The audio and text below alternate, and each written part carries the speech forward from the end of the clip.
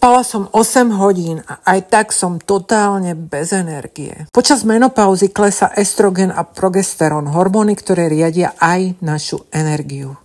Viac bielkovín, viac vody, viac zdravých tukov, viac vlákniny. Vyhoďte vysoko spracované potraviny a namiesto nich si dajte do jedálnička tie zdravé jedlá. Ono pri únave v menopauze nestačí len pozitívne myslieť. Je potrebné preto niečo aj urobiť. No a samozrejme do jedálnička zaráte aj fytoestrogény. Fytoestrogény sa nachádzajú aj v jedle, ale aj vo výživových doplnkoch, napríklad ako v tomto.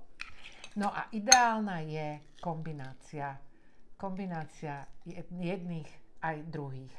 Čiže kombinácia doplnkov a kombinácia stravy vo fytoestrogénoch.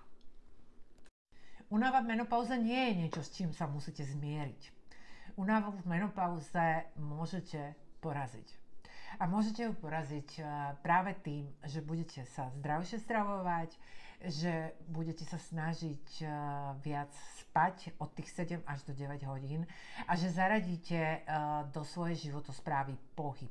30 minút pohybu denne a menopauza únava nemá šancu.